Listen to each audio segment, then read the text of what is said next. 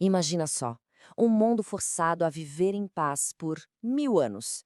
É isso que a teologia descreve, sabe? Um futuro reino aqui na Terra, um tempo de justiça divina, mas uma justiça absoluta. Hoje, a gente vai mergulhar nessa profecia fascinante, conhecida como o Milênio, com base nos ensinamentos do rabino Yosef Baruch. E isso já levanta a nossa questão central, né? O que aconteceria se a paz reinasse por 1000 anos, mas ela fosse imposta por um rei absoluto?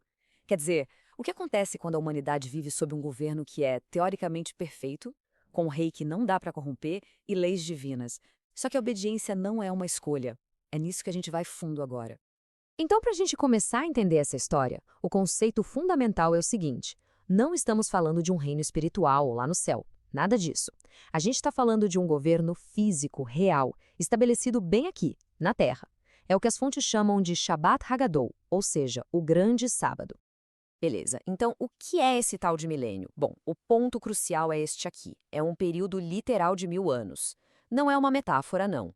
A profecia descreve o Messias, Yeshua, reinando fisicamente na terra a partir de Jerusalém. E de lá ele estabelece um reino de paz e uma lei divina que vale para todo mundo. E a primeira coisa que acontece nessa era é simplesmente inacreditável. Todas as armas de guerra, tanques, fuzis, drones, tudo isso é convertido em ferramenta agrícola. Pensa só, toda a indústria bélica, toda a tecnologia feita para destruir, sendo transformada, redirecionada, tanques virando tratores, sabe? A prioridade do mundo muda da água para o vinho, do conflito direto para o cultivo. Certo, mas como é que esse relógio de 1000 anos começa a rodar? Bom, existem dois eventos que são o pontapé inicial que dão início ao milênio e preparam o terreno para esse reino. Primeiro, o Messias volta e faz um julgamento das nações, separando umas das outras como se fossem ovelhas e cabritos. Depois, e isso é fundamental, Satanás, conhecido como o tentador, é aprisionado. Ele é trancado num abismo e fica lá por 1000 anos inteirinhos. A fonte externa de tentação some do mapa. Mas por que exatamente 1000 anos? De onde vem esse número? A resposta está num paralelo profético que diz o seguinte: olha só. Um dia para o Senhor é como 1000 anos, e 1000 anos como um dia. Basicamente, a ideia é que um dia, na perspectiva divina, equivale a um milênio aqui para a gente. E olha, essa não é uma ideia isolada. Lá no Salmo 90 a gente encontra algo bem parecido. Pois 1000 anos aos teus olhos são como o dia de ontem que se foi. Então, com base nisso, o milênio é visto como o sétimo dia da história, o grande sábado, um tempo de descanso e governo divino. Beleza, então como é que funciona o governo nesse reino? A descrição que a gente tem é de um governo absoluto. A justiça é com cetro de ferro, ou seja, inflexível, e a corrupção é simplesmente impossível. Funciona assim: a Torá, a lei divina, vira a constituição do mundo inteiro. E ela é ensinada diretamente de Jerusalém, que se torna a capital global. Acabou aquela história de cada país ter sua própria lei, suas próprias interpretações. Agora é uma lei só, um padrão de justiça para todo mundo, sem exceção. E olha que interessante, o Messias não governa sozinho. A promessa é que os vitoriosos, aqueles que são fiéis, vão receber autoridade sobre as nações. Eles vão governar com o cetro de ferro, como diz lá em Apocalipse. E esse cetro de ferro é o símbolo de uma autoridade que não se dobra, uma justiça que não faz acordo, sabe? É reta e pronto. A estrutura de poder, então, fica bem clara. É uma pirâmide.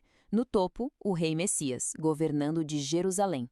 Logo abaixo, os crentes, que atuam como administradores e juízes das nações. E na base, o resto do mundo, as nações vivendo como súditos debaixo dessa lei única. E dentro desse sistema todo, tem uma lei que é inegociável. É tipo uma regra anual para todas as nações do planeta. E a consequência para quem desobedece? Bom, ela é direta e bem severa. É a lei da chuva. A regra é bem simples, na verdade. Uma vez por ano, toda nação tem que enviar uma delegação oficial para Jerusalém. O objetivo é adorar o rei e celebrar a festa dos tabernáculos. É um jeito de reconhecer a soberania dele e agradecer, especialmente pela chuva. Tá, mas e se uma nação resolve bancar rebelde e simplesmente não vai? O que acontece? A punição, olha, não é uma multa, não é uma sanção econômica, nada disso que a gente está acostumado a ver. A punição é imediata. Simplesmente não chove naquele país. Por um ano inteiro. E aí pensa no efeito dominó. Sem chuva, vem a seca e a fome. Os rios secam, então adeus energia hidroelétrica e água potável. Com isso, vem doença, desidratação. A economia quebra. É um colapso total, um sofrimento generalizado. Mas o pulo do gato aqui é o impacto psicológico disso tudo. Pensa numa família sofrendo com a seca. A culpa é do governante deles, que desobedeceu. Mas o sofrimento é ali, na pele. E com o passar do tempo, as pessoas começam a criar um ressentimento. Não contra os seus próprios líderes, mas contra o rei lá em Jerusalém, porque foi a lei dele que trouxe a punição. Entende a virada?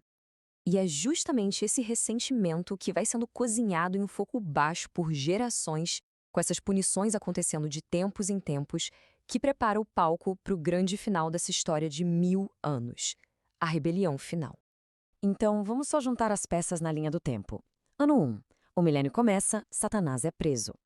Dos anos 1 a 1000, o Messias governa, mas algumas nações desobedecem, são punidas, e isso vai gerando um ressentimento. E aí, no ano 1000, Satanás é solto. E o que ele encontra quando volta? Um mundo prontinho para a rebelião.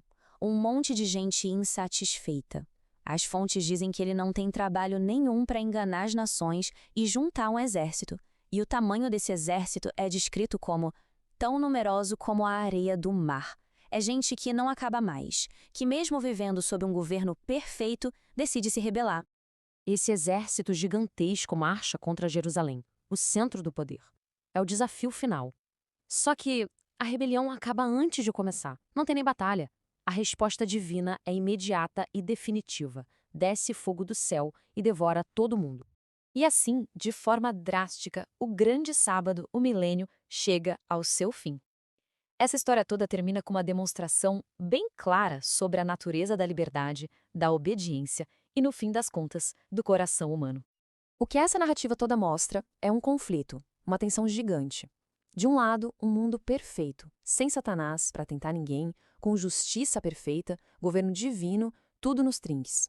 Mas do outro lado, a gente vê a natureza humana, que mesmo num cenário desses, se mostra insatisfeita, se mostra capaz de se rebelar e de culpar a autoridade pelas consequências dos seus próprios erros. E isso tudo nos deixa com uma pergunta bem forte para reflexão. Se a humanidade é capaz de se rebelar num mundo sem tentação e debaixo de um governo perfeito, o que isso revela sobre a natureza humana em si? Se mesmo num cenário ideal, o impulso para a rebelião vem de dentro, então o que isso nos diz sobre a verdadeira fonte do mal?